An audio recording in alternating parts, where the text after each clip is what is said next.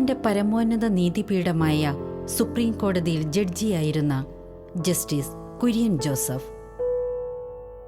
6 വർഷം നീണ്ട സുപ്രീം കോടതിയിലെ സേവനകാലത്തിനിടയിൽ 1000-ലേറെ വിധിന്യായങ്ങൾ എഴുതിച്ചേർത്ത 10 പേരിൽ ഒരാൾ. ക്രൈസ്തവ മൂല്യങ്ങളിൽ അടിയുറച്ചു നിന്നുകൊണ്ട് നീതിയുടെ കാവലാളായി പ്രവർത്തിച്ച ഇദ്ദേഹം തന്നെ വഴി നടത്തുന്ന ദൈവിക സാന്നിധ്യത്തെക്കുറിച്ച് നമ്മോട് പങ്കുവയ്ക്കുന്നു. എത്രയും സ്നേഹം നിറഞ്ഞ കുര്യൻ ജോസഫ് സാറിന് വീണ്ടും സ്വാഗതം. സാറെ, നമ്മൾ മാതാവിൻ്റെ 18ഓളം സുഹൃത്തുക്കളുമായുള്ളൊരു യാത്രയായിരുന്നു. ഞാനിങ്ങനെ ഓർക്കുകയായിരുന്നു, ഇത്രയും സുഹൃത്തുക്കളിങ്ങനെ ഓരോ കാലഘട്ടത്തിനനുസരിച്ച് കൂട്ടിച്ചേർക്കാൻ മാത്രം എന്തുമാത്രം മാതാവിനോടുള്ള ഭക്തി സാറിൻ്റെ ജീവിതത്തിൽ ഉണ്ടായതുകൊണ്ടായിരിക്കാം അങ്ങനെ ചേർക്കാൻ പറ്റിയത്. ഈ മരിയ ഭക്തി സാറിൻ്റെ ജീവിതത്തിൽ എങ്ങനെയാണ് കുഞ്ഞുനാളോട്ട് സാറിന് കിട്ടിയത്? ആദ്യത്തെ ഉറവിടം തീർച്ചയായിട്ടും മാതാപിതാക്കന്മാരാണ്. എൻ്റെ അപ്പച്ചൻ എറണാകുളത്ത് ഹൈക്കോടതിയിലാണ് ജോലി ചെയ്തിരുന്നത്. അപ്പോൾ ഇവിടുത്തെ നിത്യസായാതാവിൻ്റെ പള്ളി, അതുപോലെ ചെറുപ്പത്തിൽ ഞങ്ങൾക്ക് കാലടിയിൽ, ഞങ്ങളുടെ വീടിൻ്റെ അടുത്തുള്ള കാലടിയിൽ മരിച്ചുപോയ കൊച്ചുർമലച്ചൻ നിത്യസായാതാവിൻ്റെ നൊവേന ആരംഭിക്കണം. അതിനു മുമ്പ് ചെറുപ്പത്തിലൊരു ഓർമ്മ, ഏറ്റവും ചെറിയ ഒരു പ്രായത്തിലെ ഓർമ്മ ഓർത്തെടുക്കാനാണെന്നുണ്ടെങ്കിൽ മരിയൻ സൊഡാലിറ്റിയിൽ ചേർന്നതാണ്. അപ്പോൾ മരിയൻ സൊഡാലിറ്റി ഒരു മരിയ ഭക്തരായിട്ടുള്ള കുട്ടികളുടെ പ്രത്യേകമായൊരു സംഘമാണെന്നൊരു തോന്നലും. അത് എത്രാമത്തെ വയസ്സിലായിരുന്നു സാറേ? മരിയൻ സൊഡാലിറ്റിയിൽ ഞാൻ അംഗമാകുന്നത് 8 വയസ്സിലാണെന്നാണ് എൻ്റെ ഒരു ഓർമ്മ. 8ലോ 9ലോ, 8 വയസ്സോ 9 വയസ്സോ, 4ാം ക്ലാസ്സിലൊക്കെ പഠിക്കുന്ന സമയം അല്ലേ? 4 5 അതാണ് ആ സമയം.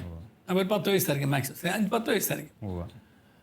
ഇല്ല, 10 വയസ്സിന് മുമ്പ് ചേർന്നു. കാരണം ഞാൻ ആ നീല പീത്ത കാര്യം, മരിയൻ സൊഡാലിറ്റിയിൽ അംഗമായവർക്കാണ് ആ ഒരു പീത്തയായിട്ടൊരു കാശ്രീ മാതാവിൻ്റെ കാശ്രീപം നോക്കിയിട്ട് ഒപ്പീസ്, ഒരു പ്രത്യേക പ്രാർത്ഥനയാണല്ലോ. അപ്പം മരിയൻ സൊഡാലിറ്റിക്കാരുടെ ഒപ്പീസ് എന്ന് പറഞ്ഞിട്ട്, അപ്പോൾ ആ ഒപ്പീസ് പ്രാർത്ഥന പങ്കെടുക്കുക. അപ്പം അത് വലിയൊരു അംഗീകാരമായിട്ടാണ് അന്ന് ഞാൻ കണ്ടിരുന്നത്. കാരണം ഒരു ഭക്തസംഘടന എന്ന നിലവിലുള്ളത് അത് മാത്രമുള്ളായിരുന്നു. ചെറുപുഷ്പ മിഷൻ ലീഗൊക്കെ പിന്നീട് ആണ് ഞങ്ങളുടെ ഇടവകയിലൊക്കെ വന്നത്. അപ്പം ഇടവകയിലെ ഒരു ഭക്തസംഘടന എന്ന് പറയുന്നത് ആ ഭക്തസംഘടനയുള്ളൂ, മരിയൻ സൊഡാലിറ്റി. അങ്ങനെ ഞാൻ നമ്മൾ തിരുവാല സഖ്യം കഴിഞ്ഞ് അൾത്താരവാല സഖ്യം കഴിഞ്ഞ് പിന്നെ അംഗമാകുന്നത് യഥാർത്ഥത്തിൽ മരിയൻ സൊഡാലിറ്റിയിലാണ്. അപ്പോൾ അന്നത്തെ മരിയ ഭക്തിയുടെ ആദ്യ മുഖങ്ങൾ അവിടെ നിന്ന്. ഇനി അതിനും പുറകോട്ട് ചിന്തിക്കുകയാണെന്നുണ്ടെങ്കിൽ ഒരു പക്ഷേ എനിക്ക് അതിൻ്റെ കടപ്പാടിൻ്റെ ആരംഭം കുറിക്കുന്ന അമ്മച്ചിയിൽ നിന്ന് തന്നെയാണ്. എൻ്റെ അമ്മച്ചി ഇപ്പം മരിച്ചുപോയി. അമ്മച്ചിയാണ് ഈ മാതാവിനെ കുറിച്ചാണ് പറഞ്ഞത്. അപ്പം ഈ അമ്മച്ചിയുടെ സ്നേഹവും മാതാവിൻ്റെ സ്നേഹവും അന്ന് ചെറുപ്പത്തിൽ, കാരണം ഈ എൻ്റെ അമ്മച്ചിക്ക് എന്നെ ഇത്രയും സ്നേഹിക്കാമെന്നുണ്ടെങ്കിൽ നമ്മുടെ അമ്മയായിട്ടുള്ള പരിശുദ്ധ മാതാവ്, അതെ പരിശുദ്ധ തന്നെയാണ് നമ്മുടെ അമ്മ, നിത്യസായ മാതാവ്, നമ്മുടെ അമ്മ. ഈ അമ്മയ്ക്ക് എന്തുമാത്രം സ്നേഹമായിരിക്കും എന്നുള്ളൊരു എന്തോ ഒരു ചിന്ത അന്ന് മാത്രം കിടപ്പുണ്ട്. അപ്പം മാനുഷികമായിട്ട് ഒരമ്മ എന്നെ ഇത്രയും സ്നേഹിക്കുന്നു, എന്നെ ലാളിക്കുന്നു, എനിക്ക് അസുഖം വരുമ്പോൾ എന്നെ മാറോട് ചേർക്കുന്നു, എന്നെ കൂടെ നിർത്തുന്നു, എനിക്ക് വേണ്ടിയിട്ട് ഭക്ഷണം പോലും ഉപേക്ഷിക്കുന്നു, ഞാൻ കഴിക്കാൻ വേണ്ടിയിട്ട് കഴിച്ചു എന്ന് പറഞ്ഞുകൊണ്ട് കഴിക്കാതെ മാറ്റി വെച്ച ഭക്ഷണം എനിക്ക് വരുന്നു. അങ്ങനെ ആ സ്നേഹത്തിൻ്റെ ആഴം മുഴുവൻ ഞാൻ കണ്ടിട്ടുണ്ട്. ഒരമ്മയ്ക്ക് ഒരു മകനെ അല്ലെങ്കിൽ മകളെ അല്ലെങ്കിൽ കുട്ടിയെ, സ്വന്തം കുഞ്ഞിനെ എങ്ങനെ സ്നേഹിക്കുന്നുള്ള എൻ്റെ ഒരു ആഴം ഞാൻ എൻ്റെ അമ്മച്ചിയിലൂടെ മനസ്സിലാക്കിയെടുത്തിട്ടുണ്ട്. അപ്പം ഞാൻ അതിനോട് ബന്ധപ്പെടുത്തി ചിന്തിച്ചിട്ടുണ്ട്. അപ്പോൾ ഈ സ്നേഹം ഇത്രയും മനുഷ്യതലത്തിലുണ്ട് എന്നുണ്ടെങ്കിൽ നമുക്കുള്ള ഒരു സ്വർഗീയ അമ്മയായിട്ടുള്ള പരിശുദ്ധ അമ്മയുടെ സ്നേഹം എന്തായിരിക്കും? കാരണം ഈ അമ്മയിലേക്കാണ് എന്നെ പറഞ്ഞ് പഠിപ്പിച്ചത്. അതുകൊണ്ടാണ് ആദ്യത്തെ സുഹൃദേവൻ ജീവിതത്തിൽ എന്നെ പഠിപ്പിച്ചത്. ഞാൻ അമ്മച്ചി എന്നെപ്പോഴും പറയാം, എൻ്റെ അമ്മേൻ്റെ ആശ്രയം. അപ്പോൾ ഈ അമ്മയിൽ ആശ്രയിക്കുക, അമ്മയിൽ ആശ്രയിക്കുക എന്ന് വെച്ച് കഴിഞ്ഞാൽ എല്ലാം വിട്ടുകൊടുക്കുക, എല്ലാം ചോദിക്കുക, അങ്ങനെയുള്ളൊരു. അത് കഴിഞ്ഞ് ഞാൻ പഠിച്ച പ്രധാനപ്പെട്ട പ്രാർത്ഥനകളിൽ പെട്ടതായിരുന്നു എത്രയും ദയയുള്ള മാതാവ്. പിന്നീട് പഠിച്ചായിരുന്നു പരിശുദ്ധരാജ്ഞി. അപ്പോൾ ഈ മാതാവ് തീർച്ചയായിട്ടും അഫ്കോഴ്സ് നമ്മൾ പറയുന്നല്ലോ സർവസ്വ പിതാവ് നന്മ നിറഞ്ഞവരെയുണ്ട്. പക്ഷെ മാതാവിനോട് പ്രത്യേകമായിട്ട് ഈ നന്മ നിറഞ്ഞവരും കൂടാതെയുള്ള പ്രാർത്ഥന പ്രധാനപ്പെട്ടത് എത്രയും ദയയുള്ള മാതാവും പരിശുദ്ധരാജ്ഞി എന്നുള്ളതാണ്. ഇത് രണ്ടും സുദീർഘമായ പ്രാർത്ഥനകളാണ്. അപ്പോൾ ഈ പ്രാർത്ഥന പഠിച്ചപ്പോൾ ഇതിൻ്റെ അർത്ഥം മനസ്സിലാക്കി ചൊല്ലാൻ ആരംഭിക്കുന്ന കാലഘട്ടമൊക്കെ പിന്നീടാണ് കുറേ. അന്ന് വളരെ ചെറുപ്പത്തിലേ പഠിച്ചായിരുന്നു. പക്ഷെ അന്ന് അതിൻ്റെ മുഴുവൻ ആഴവും അർത്ഥവും മനസ്സിലാക്കിയിട്ടല്ല അന്ന് ചെല്ലുന്നത്. അന്നൊരു പ്രാർത്ഥന പഠിച്ചതിൻ്റെ ഒരു വലിയൊരു സന്തോഷവും ഒരു അഭിമാനവും ഒരു അഹങ്കാരവും. കാരണം മറ്റേ പലരെക്കാളും കൂടുതൽ വേഗത്തിലും ഞാൻ ഈ പ്രാർത്ഥന കാണാപ്പാടം പഠിച്ചെന്നുള്ളതുണ്ട്. അപ്പം അത് പ്രാർത്ഥന ചൊല്ലലായിരുന്നു. പക്ഷേ ഈ ജപത്തിലൂടെ പ്രാർത്ഥിക്കുന്ന ഒരു വർഷം പിന്നീടൊക്കെ കഴിഞ്ഞിട്ട് കുറേ കാലഘട്ടങ്ങൾക്ക് ശേഷമായിരിക്കും. കാരണം അർത്ഥം മനസ്സിലാക്കി ഇത് പ്രാർത്ഥന ചൊല്ലുകയല്ല, ഇത് പ്രാർത്ഥിക്കാനുള്ള ജപമാണെന്ന് മനസ്സിലാക്കിയിട്ടുള്ളത്. അന്ന് നമുക്ക് ചൊല്ലൽ മാത്രമേ ഉള്ളൂ. അതുകൊണ്ട് കൊന്ത ചൊല്ലുന്നു, നന്മ നിറഞ്ഞവനെ ചൊല്ലുന്നു, സുഹൃദയം ചൊല്ലുന്നു, എല്ലാം ചൊല്ലലാണ്. പക്ഷെ ചൊല്ലൽ ശീലമാക്കിയ ഞാൻ ഈ ശീലത്തിനകത്തൊരു പ്രാർത്ഥനയുണ്ടെന്ന് പിന്നീടാണ് തിരിച്ചറിയുന്നത്. അത് അവനവൻ്റെ ജീവിതത്തോട് ബന്ധപ്പെടുത്തിയും നമ്മുടെ പ്രാർത്ഥനാ നിയമങ്ങളോട് ബന്ധപ്പെടുത്തിയും ഇതിൻ്റെ പിന്നിലുള്ള വിശ്വാസത്തിൻ്റെ ആഴങ്ങൾ മനസ്സിലാക്കിയും സഭയുടെ പഠനങ്ങൾ മനസ്സിലാക്കിയും ഒക്കെ തിരിച്ചറിഞ്ഞെടുത്തത് വളരെ കാലഘട്ടങ്ങൾക്ക് ശേഷമാണ്. അത് ഓരോ മരിയൻ തീർത്ഥാടന കേന്ദ്രങ്ങൾ സന്ദർശിക്കുമ്പോഴുമൊക്കെ ഈ ഭക്തിയിൽ കൂടുതൽ ആഴപ്പെടാൻ എന്നെ സഹായിച്ചിട്ടുണ്ട്. അപ്പോൾ എത്രയും നേരമുള്ള പ്രാർത്ഥനയല്ലേ, അപേക്ഷിച്ചതിൽ ഒരുവനെങ്കിലും നീ ഉപേക്ഷിച്ചാൽ കേട്ടിട്ടില്ലെന്ന് ഓർക്കണം. അപ്പോൾ ഈ പ്രാർത്ഥന ആദ്യം എന്നെ മടിയിലിരുത്തിക്കൊണ്ട് ചൊല്ലി തുറന്നതും അമ്മച്ചി തന്നെയാണ്. അന്ന് ഞാൻ കാണാപ്പാടം പഠിച്ചിട്ടില്ല. അപ്പം അപേക്ഷിച്ചാൽ ഉപേക്ഷിക്കാത്ത ഒരമ്മ. എനിക്ക് ഇവിടെ എന്ത് ചോദിച്ചാലും എങ്ങനെയെങ്കിലും സാധിച്ചു തരുന്ന എൻ്റെ സ്വന്തം അമ്മച്ചി. ആ അമ്മച്ചി എന്നോട് പറയുന്നു, അപേക്ഷിക്കുന്ന എന്തും ഉപേക്ഷിക്കാത്ത ഒരമ്മ നമുക്കുണ്ട് എന്ന് പറഞ്ഞിട്ട് ഒരമ്മയിലേക്ക് നമ്മളെ ക്ഷണിച്ചുകൊണ്ട് പോകുന്നു. പിന്നീട് തീർച്ചയായിട്ടും എൻ്റെ സഹോദരിമാരും മൊത്തം രണ്ടുപേരും കർമ്മലിത്ത സഭയിലെ അംഗങ്ങളാണ്. അപ്പം അവരുടെ മരിയ വ്യക്തി എൻ്റെ സഹോദരങ്ങളുടെ അങ്ങനെ. പിന്നെ അപ്പച്ചൻ എപ്പോഴും ഒരു കൊന്ത ധാരാളം ചെല്ലുന്ന ആളായിരുന്നു. യാത്രകളൊക്കെ വേറെ കാഴ്ചകളോ വായനകളോ ഒന്നുമില്ല. എല്ലാ ദിവസവും മിക്കവാറും എറണാകുളത്തേക്ക് പോകുമ്പോഴും തിരിച്ചു വരുമ്പോഴൊക്കെ പേഴ്സിനകത്ത് അരയിലുള്ള പേഴ്സിനകത്തൊരു കൊന്തയുണ്ട്. ഒരു കറുത്ത കൊന്ത ഇപ്പോഴും ഞാൻ ഓർക്കുന്നതിൻ്റെ മനസ്സിലുണ്ട്. ആ കൊന്ത ചെല്ലുന്ന ആളായിരുന്നു. അപ്പോൾ കൊന്ത ഒരു ജപമാല വഴിയായിട്ട് ഒന്ന് നമുക്ക് നമ്മുടെ പല വിചാരങ്ങൾ അകറ്റാൻ പറ്റും. രണ്ടാമത്തേത് നമ്മുടെ പ്രാർത്ഥനാ നിയമങ്ങൾ സമർപ്പിക്കാൻ പറ്റും. മൂന്നാമത്തേത് നമ്മുടെ കുടുംബത്തിൻ്റെ ഏറ്റവും വലിയൊരു ശക്തിയായിട്ട് ആ കുടുംബ പ്രാർത്ഥനയുടെ ഭാഗമായിട്ട് ജപമാലയെ കൊണ്ടുവരേണ്ടതുണ്ട് എന്നുള്ള അർത്ഥങ്ങളൊക്കെ പിന്നീടാണ് നമുക്ക് മനസ്സിലാക്കി കിട്ടുന്നത്. ഞാൻ കുടുംബനാഥനായ ശേഷവും പിന്നീട് അപ്പം ഓരോ സ്റ്റേജിലൂടെ കടന്നു പോകുമ്പോഴും വളർന്നു വരുമ്പോഴും അതിൻ്റെ ആഴങ്ങൾ മനസ്സിലാക്കുന്നതനുസരിച്ച് പിന്നെ അതിൻ്റെ വ്യാപ്തിയും മനസ്സിലാക്കി വിശദീകരണങ്ങളായി പുതിയ സമീപനങ്ങളായി അങ്ങനെ കൂടുതൽ ആഴത്തിൽ പ്രാർത്ഥിക്കാൻ സാധിച്ചിട്ടുണ്ട്. അപ്പം ബോണി ചോദിച്ച ചോദ്യത്തിൻ്റെ ഉത്തരം തീർച്ചയായിട്ടും കുടുംബത്തിൽ നിന്ന് തന്നെ കിട്ടിയത്. കുടുംബത്തിൽ നിന്ന് തന്നെ. സാറിൻ്റെ ഈ ഒരു ഇത്രയും നാളത്തെ ജീവിതത്തിൽ ഈ മാതാവിനോടുള്ള ഭക്തി ഉറപ്പായിട്ടും മാതാവിൻ്റെ ഒരു ചില നിലപാടുകളും മനോഭാവവും ഒക്കെ സാറിലേക്ക് തന്നിട്ടുണ്ട്. സാറിൻ്റെ കുടുംബജീവിതത്തിൽ ഈ മരിയ ഭക്തി എന്തുമാത്രം സ്വാധീനിച്ചിട്ടുണ്ട്, അല്ലെങ്കിൽ ഏതെങ്കിലും ഒരു അനുഭവം പറയാമോ? മരിയ ഭക്തിയിലൂടെ കുടുംബജീവിതം മനോഹരമായി മുന്നോട്ട് കൊണ്ടുപോയിക്കൊണ്ടിരിക്കുന്ന ഒരാളാണ് സാറ്. അങ്ങനത്തെ അനുഭവങ്ങൾ എനിക്ക് പറയാനുള്ളൂ. ശരിക്കും പറഞ്ഞു കഴിഞ്ഞാൽ അത് മാത്രമേ ഉള്ളൂ. ധാരാളം അനുഭവങ്ങൾ ആത്മീയ ജീവിതമായിട്ട് ബന്ധപ്പെടുത്തുമ്പോൾ മാതാവിനെ മാറ്റി നിർത്തിയിട്ടുള്ള ഒരു ആത്മീയ ജീവിതം.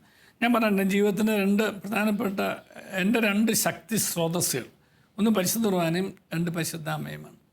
ഈ പരിശുദ്ധ കുർബാനയും പരിശുദ്ധ അമ്മയും, ഈ പരിശുദ്ധ അമ്മ എന്ന് പറയുന്നത് പരിശുദ്ധ കുർബാനയുടെ അമ്മയാണ്. കാരണം അമ്മയുടെ ഹൃദയത്തിലാണ് ആദ്യത്തെ കുർബാന. അതെ, ആദ്യമായിട്ട് കുർബാന ആദ്യത്തെ യേശുവിൻ്റെ രൂപീകരണം നടക്കുന്നത് അമ്മയുടെ ശരീരത്തിലാണ്, അമ്മയുടെ ഹൃദയത്തിലാണ്. ഇതാ കർത്താവിൻ്റെ ദാസി എന്ന് പറയുന്ന നിമിഷം മുതലാണ് ആ ഒരു രൂപീകരണം ആരംഭിക്കുന്നത്. യേശു ജന്മമെടുക്കാൻ അവതരിച്ചത് പിന്നെ ഹൃദയത്തിൽ നിന്നും പിന്നീട് ശാരീരികമായിട്ടുള്ള ജന്മമെടുക്കലും. അപ്പോൾ ആദ്യം ഹൃദയത്തിൽ അമ്മ ഇടം കൊടുത്തു, രണ്ടാമത് ഉദരത്തിൽ അമ്മ ഇടം കൊടുത്തു. അപ്പോൾ പരിശുദ്ധ കുർബാനയുടെ അമ്മയാണ് ആദ്യമായിട്ട് ഈശോയെ വഹിച്ച ആരാന്ന് വെച്ച് കഴിഞ്ഞാൽ തീർച്ചയായിട്ടും പരിശുദ്ധ അമ്മ തന്നെയാണ്. അപ്പോൾ ഈശോയെ വഹിക്കാൻ ഭാഗ്യം ലഭിച്ച അമ്മ നമ്മളോട് പറയുന്നു, നമ്മളിതുപോലെ ഒരു ജീവിക്കുന്ന സക്രാരി, ചലിക്കുന്ന സക്രാരിയാണ്. അപ്പോൾ അമ്മ യേശുവിനെ ഉദരത്തിൽ വഹിച്ച മാതിരി നമ്മളും ഈ പരിശുദ്ധ കുർബാന സ്വീകരിക്കുന്ന വഴിയായിട്ട് നമ്മളും ഈശോയെ ഹൃദയത്തിൽ വഹിക്കുന്നവരാണ്. ഇപ്പം ഹൃദയത്തിലുള്ളത് തീർച്ചയായിട്ടും നമ്മുടെ ആദരത്തിലൂടെ പുറത്തു വരണം, നമ്മുടെ ജീവിതത്തിലൂടെയും പുറത്തു വരണം. അങ്ങനെ പുറത്തു വരാനായിട്ട് അമ്മ കൂടെ ഇരുന്ന് നമ്മളെ സഹായിക്കുന്നു.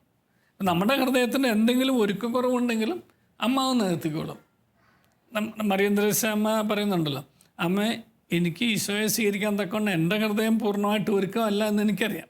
പക്ഷെ ഒരുക്കമുള്ള ഏക ഹൃദയം ഞാൻ കണ്ടിട്ടുള്ള പരിശുദ്ധ അമ്മയുടെ ഹൃദയം മാത്രമാണ്. അതുകൊണ്ട് അമ്മയുടെ ഹൃദയം എനിക്ക് വാടകയ്ക്ക് എന്നിട്ട് എൻ്റെ ഹൃദയം തൽക്കാലം അമ്മ എടുത്തിട്ട് ആ ഹൃദയത്തിൽ ഞാൻ ഈശോയെ സ്വീകരിച്ച് അമ്മയോടുകൂടി ഞാൻ ഈശോയെ ആരാധിക്കട്ടെ എന്ന് പറയുന്നൊരു മനോഹരമായൊരു വിചിന്തനമുണ്ട് മറിയന്ത്രേസ്യ അമ്മയുടെ, കുഴിക്കാട്ട് സ്റ്റേറ്റിൽ മറിയന്ത്രേസ്യ അമ്മയുടെ. അപ്പം നമ്മുടെ ഹൃദയത്തിൽ ഈശോയെ നമ്മൾ വഹിക്കുമ്പോൾ ആ ഈശോ നമ്മുടെ ഹൃദയത്തിൽ ഉണ്ട് എന്നുള്ളത് ബോണിക്കും ബോധ്യമാണെന്നുണ്ടെങ്കിൽ, വേണ്ട എൻ്റെ കുടുംബത്തിൽ എൻ്റെ ജീവിത പങ്കാളിക്കും ബോധ്യമാണെന്നുണ്ടെങ്കിൽ എൻ്റെ മക്കൾക്ക് ബോധ്യമാണെന്നുണ്ടെങ്കിൽ, എൻ്റെ മാതാപിതാക്കന്മാരുടെ ബോധ്യമാണ്, സഹോദരങ്ങൾക്ക് ബോധ്യമാണെന്നുണ്ടെങ്കിൽ, എൻ്റെ സഹപ്രവർത്തകർക്ക് ബോധ്യമാണെന്നുണ്ടെങ്കിൽ, ഞാൻ എൻ്റെ ഉള്ളിലിരിക്കുന്ന ആ വ്യക്തിയുടെ വ്യക്തിവിശേഷങ്ങൾ ജീവിതത്തിൽ പ്രകടിപ്പിക്കണം. അതെ, നമ്മൾ പനിക്കൊരു മരുന്ന് കഴിച്ചു, പനി മാറിയില്ലെങ്കിൽ അർത്ഥം മരുന്ന് ഉപകരിച്ചിട്ടില്ല എന്നുള്ളതാണ്. അതെ. അപ്പോൾ എൻ്റെ ജീവിതത്തെ പൂർണ്ണമായും സ്വാധീനിക്കുന്ന അതുകൊണ്ടാണല്ലോ ഈശോയെ പൂർണ്ണമായിട്ട് ഈശോയുടെ മാക്കി തീർക്കുകയാണല്ലോ നമ്മൾ കുർബാന സ്വീകരിച്ച് കഴിയുമ്പോൾ. ഞാൻ പരിശുദ്ധ കുർബാന സ്വീകരിച്ച് കഴിഞ്ഞിട്ട് പറയുന്നത് എൻ്റെ ബുദ്ധിയിൽ, ചിന്തയിൽ, ഭാവനയിൽ, വിചാരത്തിൽ, വികാരങ്ങളിൽ, ശരീരത്തിൻ്റെ ഓരോ കാണപ്പെടുന്നതും കാണപ്പെടാത്തതുമായിട്ടുള്ള ഓരോ ഇന്ദ്രിയങ്ങളിലും ഓരോ അണുക്കളിലേക്കും ഈശോ അങ്ങോട്ട് ശരീരവും രക്തം ഇറങ്ങി ചെല്ലണം.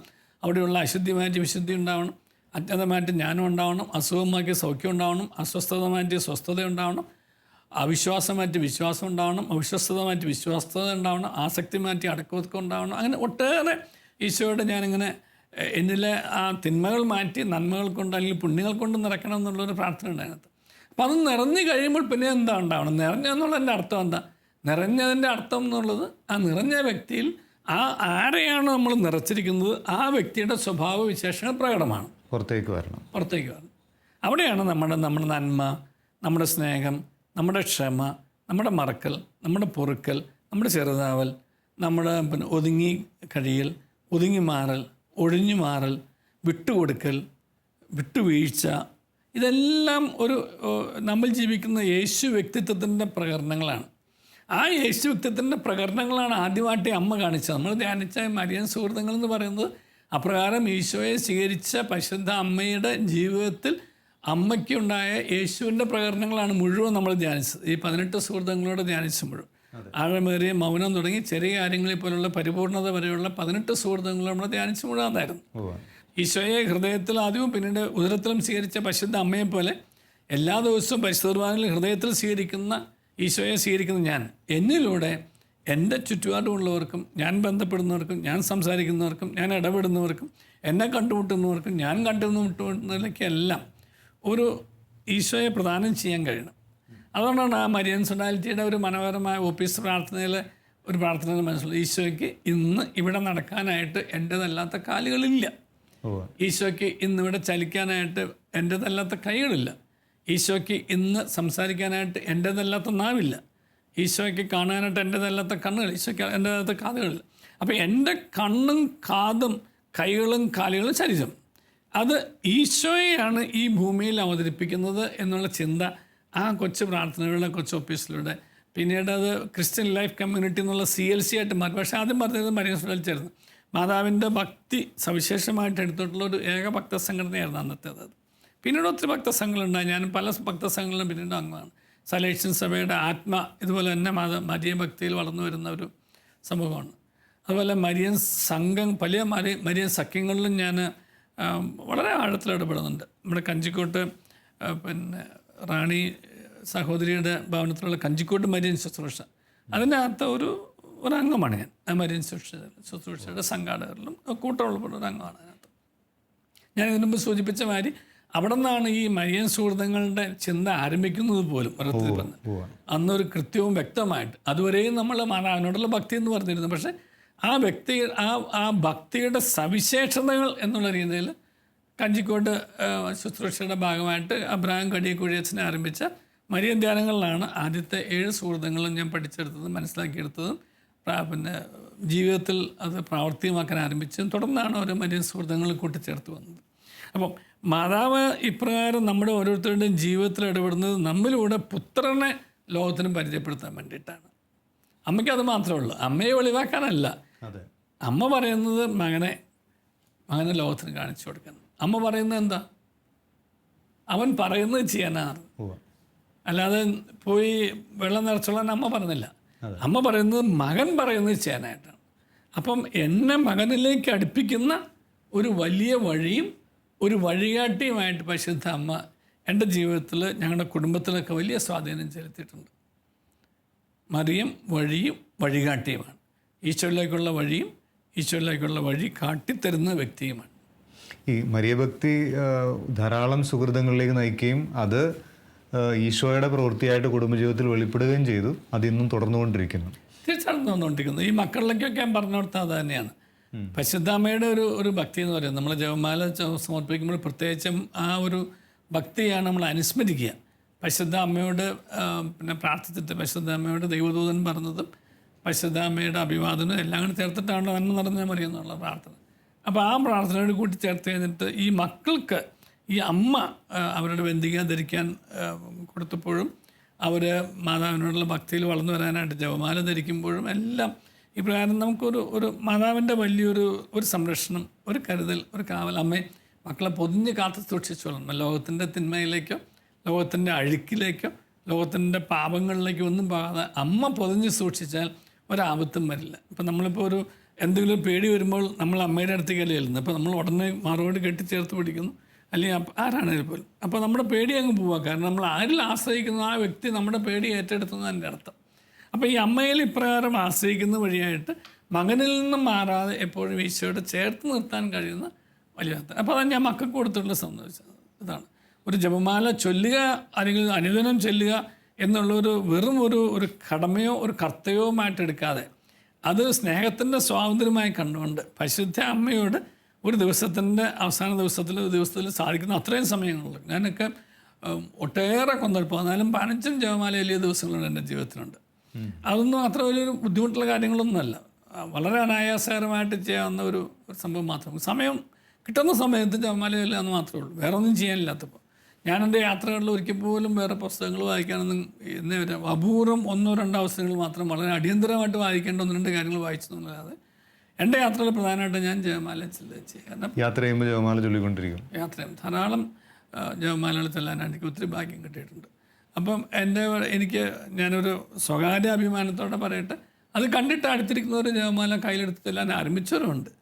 ചിലർ എൻ്റെ കൂടെ ഞാനും കൂടെ കൂടിക്കോട്ടും ചോദിച്ചവരുണ്ട്.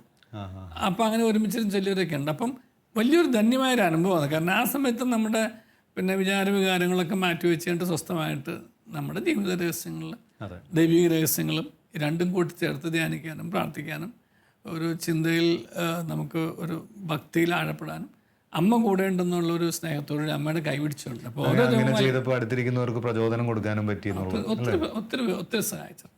പരിശുദ്ധ അമ്മയുടെ കൈ പിടിച്ചിട്ടാണ് ജപമാല. ഞാനെപ്പോഴും പറയാം അമ്മയുടെ കൈ പിടിച്ചുകൊണ്ട് അമ്മയുടെ വിമല ഹൃദയം വഴിയായിട്ടാണ് ഞാൻ. കാരണം എൻ്റെ ഹൃദയം മലിനമാണ്, അമ്മയുടെ ഹൃദയം വിമലമാണ്.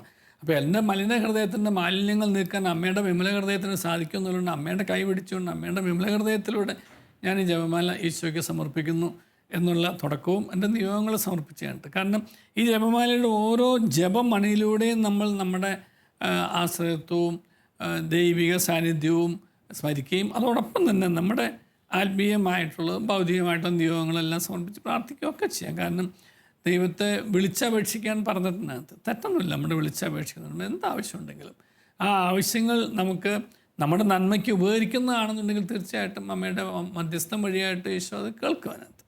ഇപ്പോൾ ഞാനിപ്പം ബോണിക്ക് ഒരു സമ്മാനം തരുന്നു. ആ സമ്മാനം ഞാൻ തരുന്ന സമ്മാനം അതൊരു നല്ലൊരു ഗിഫ്റ്റ് പേപ്പറിൽ പൊതിഞ്ഞ് തരുമ്പോൾ അതിനെന്തോ ഒരു പ്രത്യേക മാതിരിയും തോന്നും.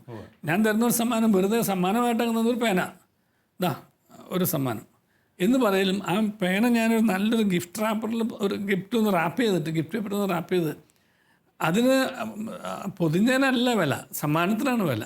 അപ്പോൾ ഈശോയാണ് സമ്മാനം. ഈശോയാവുന്ന സമ്മാനം മാതാവാവുന്ന ഈ ഗിഫ്റ്റ് പേപ്പറിൽ പൊതിഞ്ഞ് എനിക്ക് കിട്ടുക എന്നുള്ളതിനകത്ത്. അപ്പോൾ അതുകൊണ്ടാണ് അമ്മയുടെ വിമല ഹൃദയം വഴിയായിട്ട് ഞാൻ ഈ ജപമാല സമർപ്പിക്കുന്നു പറയാൻ കാരണം അമ്മ വഴിയായിട്ടാണ് മാതാവിലൂടെ ഈശോയിലേക്ക് മാതാവിലൂടേക്ക് നമ്മുടെ ഇന്ദ്രിയങ്ങളും ചിന്തകളും ബുദ്ധിയും ഭാവനയും എല്ലാം രാവിലെ ഞാൻ സമർപ്പിച്ച് പ്രാർത്ഥിക്കുന്നതാണ്. പരിശുദ്ധാത്മാവിൻ്റെ അനുഗ്രഹത്താലെ പരിശുദ്ധാത്മാവിൻ്റെ വിമല ഹൃദയം വന്ന താലത്തിൽ വെച്ച് എനിക്കായി തുറക്കപ്പെട്ട ഈശോയുടെ ഹൃദയത്തിലൂടെ പിതാവെ അങ്ങേക്ക് തിരിച്ച് സമർപ്പിക്കുന്നു. ഇത് കാരണം എനിക്ക് രാവിലെ എഴുന്നേറ്റ് കഴിഞ്ഞിട്ട് നമുക്ക് എഴുന്നേക്കാൻ സമയം തന്നത്, നമ്മൾ എഴുന്നേൽപ്പിച്ചത്, നമുക്ക് ജീവിച്ചിരിക്കാൻ അനുവാദം തന്നത്, അനുഗ്രഹം തന്നത്, ഇന്ന് ചെയ്തു തീർക്കാനുള്ള കാര്യങ്ങൾ തന്നെ ഓർമ്മപ്പെടുത്തിയത്, ചെയ്തു തീർക്കാനുള്ള കാര്യങ്ങളിലേക്ക് തന്നെ കൊണ്ടുപോകേണ്ടതെല്ലാം നല്ല ഈശോ മാത്രമാണ്. അപ്പോൾ ആ നല്ല ഈശോയെ കൂട്ടുപിടിക്കാനായിട്ട് ഞാൻ പരിശുദ്ധ ആത്മാവിനെ ഓർത്ത്, ഈശോയെ ഓർത്ത്, പിതാവിനെ ഓർത്ത് പരിശുദ്ധ അമ്മയുടെ വിമലഹൃദയം താളത്തിൽ വെച്ചുകൊണ്ട് അങ്ങ് സമർപ്പിക്കുക. അപ്പോൾ അതിനകത്ത് ഒരു വലിയൊരു തൃപ്തിയുണ്ട് അതിനകത്ത്. എന്നാൽ ഞാൻ സമർപ്പിച്ചാൽ പിന്നെ ഞാനിപ്പോൾ എടുത്ത് ചാടി അമ്മയുടെ കയ്യിലെത്തിയാൽ പിന്നെ എന്നെ കയ്യിൽ വെക്കുക എന്നുള്ള അമ്മയുടെ പണിയാണ്. നമ്മൾ കുഞ്ഞുങ്ങളെടുക്കുമല്ലോ, കുഞ്ഞുങ്ങൾ എടുത്തോളാൻ എടുത്ത് അമ്മ കയ്യിലെടുത്താൽ പിന്നെ ആ കുഞ്ഞിൻ്റെ നിലം നോക്കണ്ട, മുള്ളു നോക്കണ്ട, കല്ല് നോക്കണ്ട, ഒന്നും നോക്കണ്ട. കാരണം അമ്മയുടെ കയ്യിലിരിക്കണം. പിന്നെ അമ്മ നോക്കിക്കോളും. നടക്കുന്ന വഴി ചെളി പറ്റുമോ, മുള്ളു കയറുമോ, കാലുമോ കല്ല് തട്ടുമോ ഒന്നും നോക്കേണ്ട ആവശ്യമില്ല. അത് നമ്മുടെ പണി. അതുപോലെയാണ് അല്ലേ? അതുപോലെയാണ് നമ്മളങ്ങ് ഓരോ ദിവസവും പ്രഭാതത്തിൽ നമ്മളങ്ങനെ അമ്മയുടെ കൈകളിലേക്ക് അങ്ങനെ കയറിയിരിക്കാനായിട്ട് ഒരു അനുവാദം ചോദിക്കാൻ കയറിയിരിക്കുക. പിന്നെ അമ്മ കൂടെ അങ്ങ് നടത്തിക്കൊള്ളു. ആ ഒരു ഒരു വളരെ എന്താ പറയുക, അത്രയേറെ ഒരു വളരെ ലളിതവും സുന്ദരവും അതേസമയം വളരെ മാർദ്ദവം എന്ന് പറഞ്ഞാൽ മാർദ്ദവങ്ങളും അല്ലെങ്കിൽ ഹാർദം പറഞ്ഞാൽ അത്രയും വാമത്തുള്ള ഒരു ബന്ധമാണ്. അത്ര വാമത്തുണ്ട് ആ ബന്ധത്തിന്. നമ്മളെ അമ്മയോട് നമ്മൾ ബന്ധം ഒരു പറയുന്നൊരു വാമത്തുണ്ടല്ലോ, നമ്മുടെ സ്വന്തം അമ്മച്ചോട് എന്ന് പറയുന്നത്.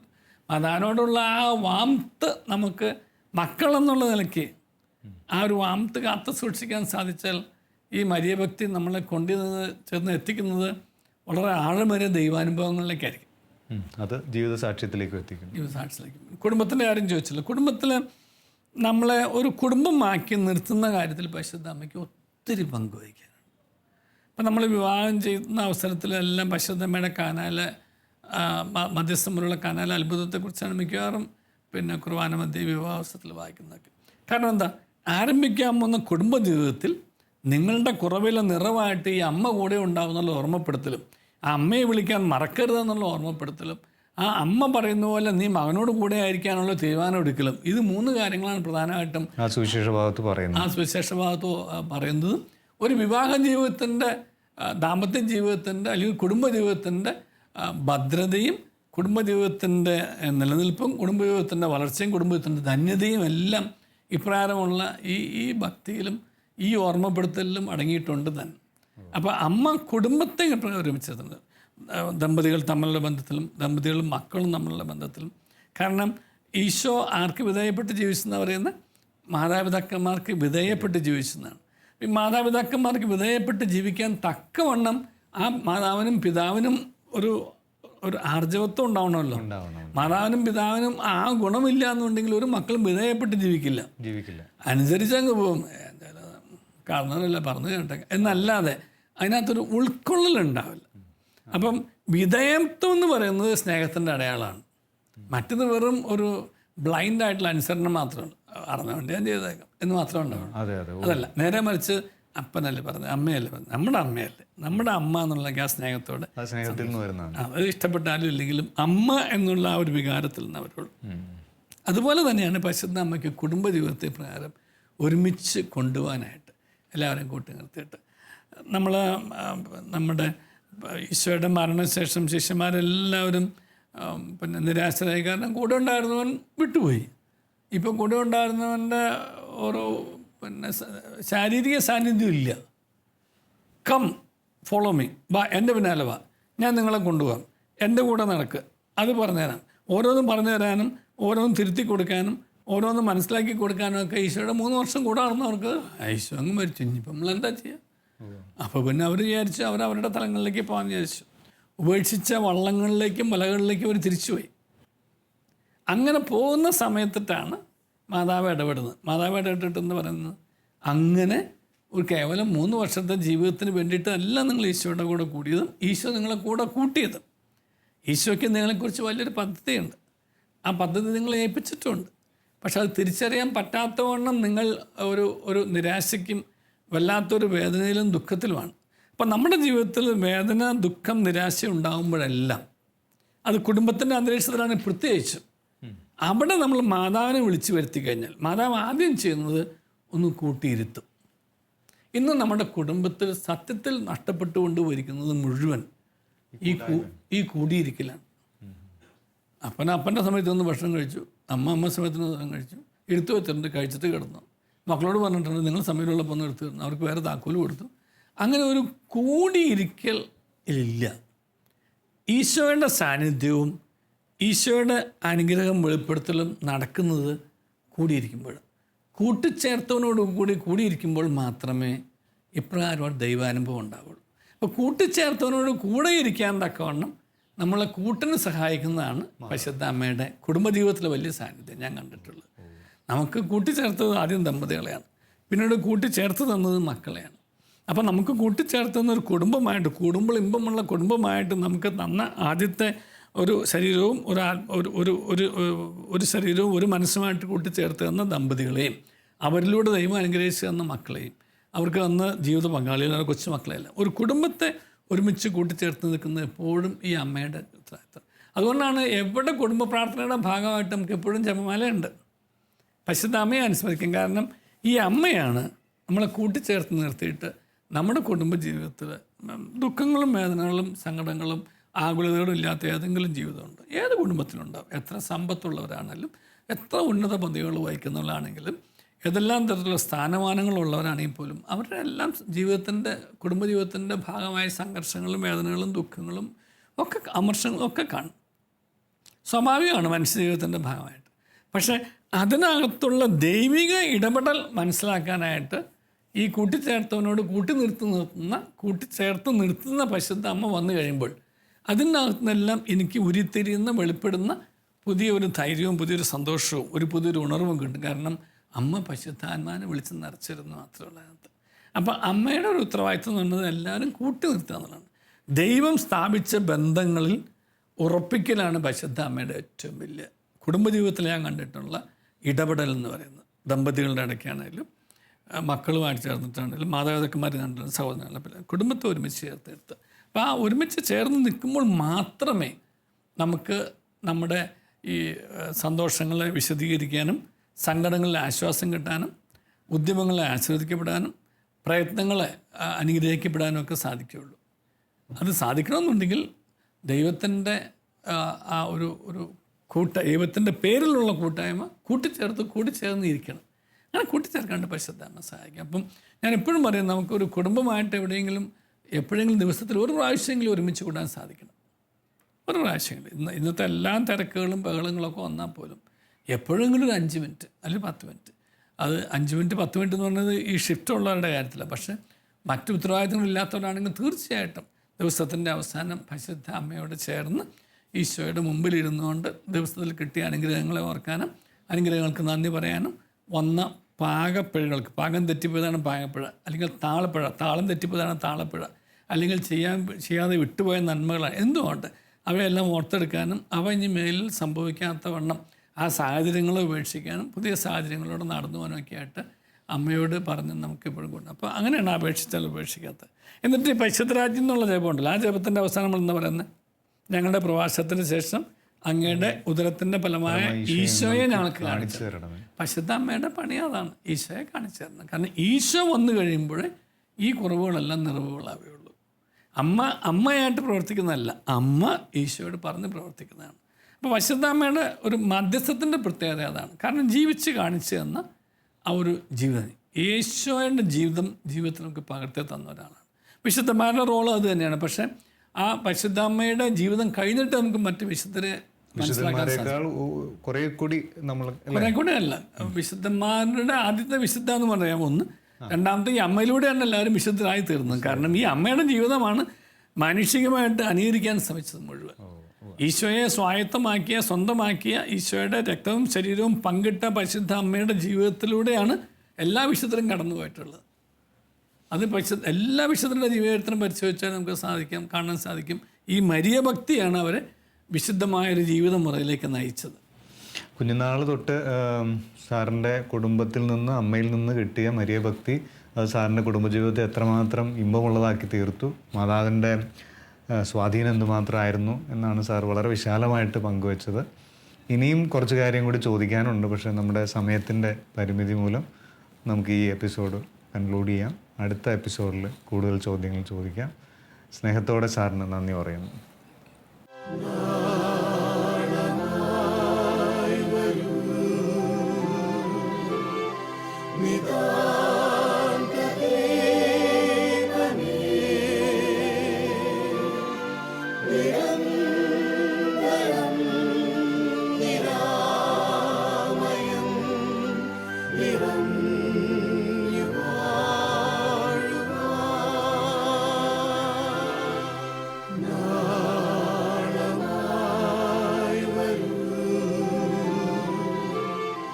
With